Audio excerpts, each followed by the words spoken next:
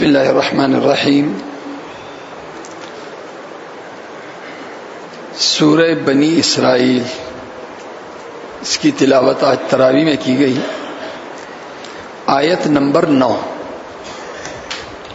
اللہ تعالیٰ کا ارشاد ہے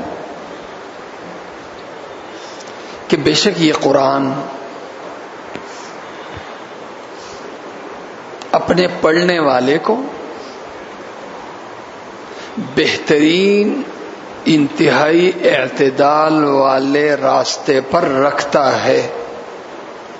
بے شک یہ قرآن اپنے پڑھنے والے کو، اپنے سمجھنے والے کو اور اپنے عمل کرنے والے کو بہترین راہ اعتدال پہ رکھتا ہے۔ اور یہ قرآن ایمان والوں کو، وہ ایمان والے جو نیک اعمال کی پابندی کرتے ہیں، انہیں خوشخبری دیتا ہے کہ اللہ کے پاس ان کے لیے بہت بڑا اجر ہے۔ اور یہی قرآن ڈراتا ہے ان لوگوں کو جو آخرت پر ایمان نہیں رکھتے۔ یہ قرآن بتاتا ہے کہ ہم نے ان کے لیے دردناک عذاب تیار کیا ہوا ہے۔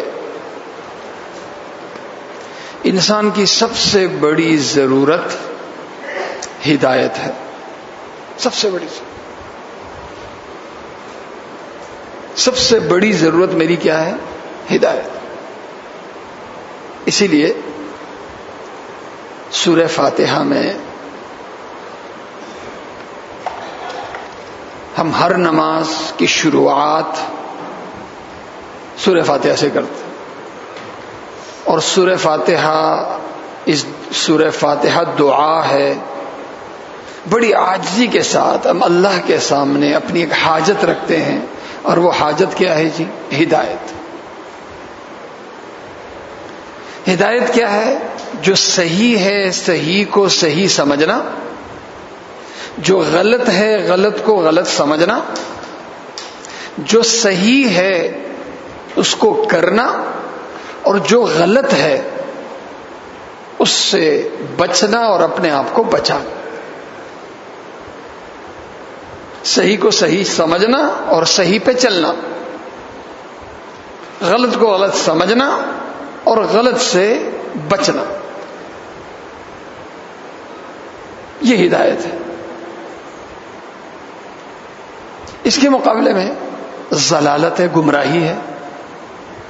گمراہی کیا ہے؟ گمراہی ہے صحیح کو صحیح نہ سمجھنا، صحیح کو صحیح نہ سمجھنا، غلط کو صحیح سمجھنا۔ جب صحیح کو صحیح نہیں سمجھوں گا تو صحیح سے بچوں گا، جب غلط کو صحیح سمجھوں گا تو غلط پہ چلوں گا۔ یہ گمراہی ہے۔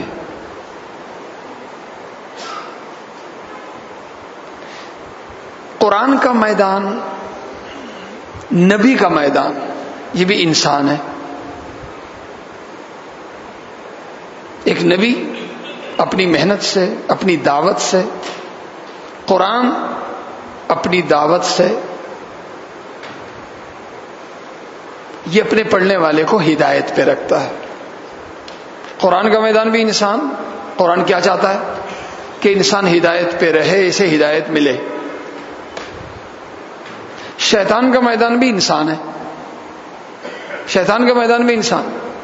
شیطان کا کوئی تعلق نہیں سائنس سے، اس کا کوئی تعلق نہیں زمین کے ذخائر سے، اس کو کوئی تعلق نہیں اڑنے والے جہازوں سے، کوئی تعلق نہیں۔ سائنس پہ کنٹرول لانا، ٹیکنالوجی پہ کنٹرول لانا، زراعت پہ کنٹرول لانا، دنیا کی معیشت پہ کنٹرول لانا، اس کا شیطان سے کوئی تعلق نہیں۔ شیطان کہتا ہے کہ میں کنٹرول انسان پہ لاؤں، انسان میرے کنٹرول میں۔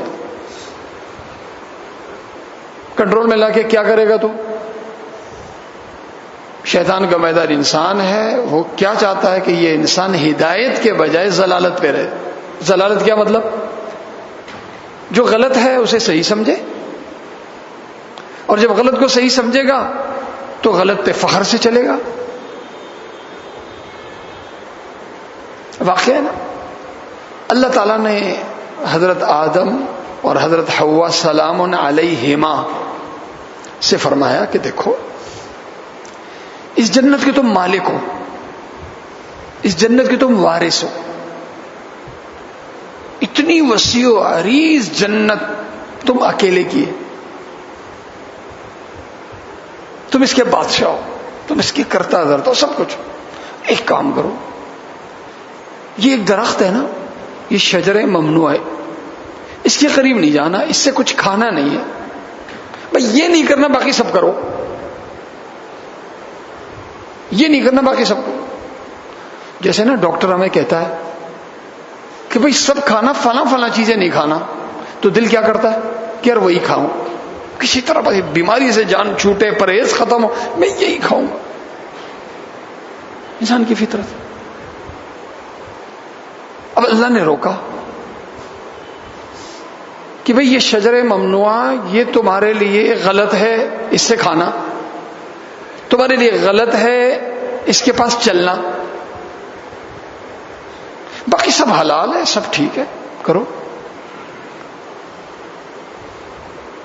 اب شیطان نے کیا کیا؟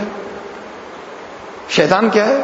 شیطان کا میدان انسان ہے, اور کوشش کیا ہے کہ انسان غلط کو صحیح, صحیح کو غلط سمجھے, یہ گمراہی. اور شیطان کو بھی اللہ نے طاقت دی ہے, ایک شیطان کی بھی طاقت ہے, وہ ہے وسوسہ. یہ وسوسہ کوئی معمولی نہیں ہے, بہت بڑی چیز ہے, بہت بڑی. اسی لیے آخری صورت کیا ہے؟ قل اعوذ برب الناس. دیکھو جادو سے, شرپسند عناصر سے, حسد سے. قل اعوذ برب الفلق میں ہم پناہ مانگتے ہیں کہ قل اعوذ برب الفلق, اللہ کی ایک صفت, اے فلق کے رب, من شر ما خلق, اللہ تو نے جتنے شر پیدا کیے ہیں نا, اللہ سب سے مجھے بچا. لیکن آخری صورت میں جب وسوسے سے حفاظت کی دعا مانگی جا رہی ہے تو اللہ کی ایک صفت نہیں, 3 صفات ذکر کی جا رہی. قل اعوذ برب الناس, ملک الناس, الہ الناس. رب الناس بھی ہے تو, ملک الناس بھی ہے تو, الہ الناس بھی ہے تو. اللہ تو مجھے کیا دے, من شر الوسواس الخناس. یہ جو شیطان کا وسوسہ ہے نا, اس شر سے تو مجھے اپنی حفاظت میں لے لے. شیطان وسوسہ کیا ڈالتا ہے؟ وسوسہ وہ صحیح کو غلط, غلط کو صحیح پیش کرتا, انتہائی بری چیز کو انتہائی خوبصورت بنا کے پیش کرتا, انتہائی بری چیز کو انتہائی خوبصورت بنا کے پیش کرتا. یہی کیا, یہی وسوسہ ڈال رہا تھا حضرت آدم, حضرت حوا سلام علیہما کے دلوں میں کہ دیکھ, پتہ ہے کیوں روکا ہے تجھے, اس کو ہاتھ نہیں لگائے گا, اس سے کھائے گا نہیں تو تیرا حشر بھی وہی ہو جائے گا جو آج میرا ہوا ہے. تو اس سے کھائے گا تجھے دائمی زندگی مل جائے گی, ہمیشہ کی جوانی مل جائے گی, ہمیشہ کی بقا مل جائے گی, تیرے اندر ایسی طاقت پیدا ہو جائے گی کہ تجھ پہ کبھی بڑھاپا نہیں آئے گا, تیرے اندر ایسی صلاحیت اور ایسی طاقت پیدا ہو جائے گی کہ تجھے کوئی نکالنا بھی چاہے گا تو نکال نہیں سکے گا. یہ وسوسہ 1 دن 2 دن ڈالتا گیا, ڈالتا گیا, ڈالتا گیا, ڈالتا گیا. بحیثیت انسان کے انسان متاثر ہو گیا. ہمیں بھی شیطان ہمارے بچوں, ہمارے نوجوانوں, ہماری خواتین اور ہمارے دلوں میں بھی شیطان وسوسے ڈالتا ہے. ابے اچھائی کیا ہے یار, اچھائی میں کیا رکھا, اچھائی کو برا بنا کے پیش کرتا ہے, برائی کو اچھائی بنا کے پیش کر. میں جب شیشہ لیتا ہوں تو ایک نوجوان جب شیشہ اپنے سامنے رکھتا ہے, اس کے چہرے پہ جب داڑھی نہیں ہوتی, داڑھی شیو کرتے شاید کہ واہ کیا خوبصورت چہرہ ہے تیرا, ہاں تھوڑے سے بال آ جاتے, شیشہ دیکھتے ارے کیا ہے یار, اتنے خوبصورت چہرے پہ کیا کالے کالے بال ہے, ہٹا اس کو. ہے ایک لڑکی گھر سے نکلتی ہے, پردے میں ہوتی ہے, تو شیطان حالانکہ وہ کتنی اچھی لگے, پردے میں کتنی اچھی لگتی ہے, لوگ اس کو عزت دیتے ہیں، احترام دیتے ہیں، کوئی بری نگاہ سے نہیں دیکھتا، لیکن جب وہ نکلتی ہے تو وہ اس کے دل میں شیطان وسوسہ ڈالتا ہے کہ دیکھ تجھے یہ سب جو ہے نا، سب تجھے بنیاد پرست، تجھے یہ تجھے یہ تجھے یہ تجھے یہ تجھے یہ سمجھتے ہیں، چھوڑ یہ پردہ یار، پردہ میں بری لگتی ہے آج کے زمانے کے حساب سے تھوڑی. اور وہی عورت جب بے پردہ ہو کے نکلتی ہے تو شیطان نے اس کے لیے بڑے اچھے اچھے القاب، موڈ، یہ موڈ کا لفظ بڑا زبردست، ہیرو، انڈیپینڈنٹ، فلاں فلاں، یہ سارے برے نام چھوڑو بھائی، حقیقت دیکھو. یہ بیچاری جب نکلتی ہے تو لوگ کس نگاہ سے اسے دیکھتے ہیں یہ دیکھ لو. یہ بیچاری اگر عقل سے کام لے کبھی اپنی ایک تصویر چادر میں اور ایک تصویر بغیر چادر کے خود فیصلہ کرے کہ کس میں اچھی لگتی ہے، لیکن عقل استعمال کرنے، اپنے ہمدرد رشتہ داروں سے فیصلہ کرانے کا وقت ٹائم ہی نہیں ہے نا. ہم نے تو اندر وسوسے پہ چلنا ہے، وسوسے پہ چلنا، جو وسوسہ پیدا کیا جا رہا ہے ہم نے اس پہ چلنا ہے. شیطان نے ہمارے دل میں وسوسہ پیدا کیا، وسوسہ کہ پائنچے ٹخنوں سے اوپر، ابے کتنے برے لگتے ہو، مولوی لگتے ہو، کتنے برے لگتے ہو. لیکن اگر چڈی پہن کے میں پھروں بڑا واہ کیا لگتا ہے یار. میں اگر تلاوت کروں تو مولوی لگتا ہوں، لیکن جب میں ناچنا شروع کر دوں، گانا گانا شروع کر دوں تو ہیرو لگتا ہوں، سٹار لگتا ہوں. حقیقت میں دیکھو، عزت ناچنے میں ہے، گانے میں ہے، یا عزت اللہ کی عبادت میں، قرآن کے پڑھنے میں ہے؟ عزت کس سے پڑھتی؟ یہ کچھ مثالیں ہیں.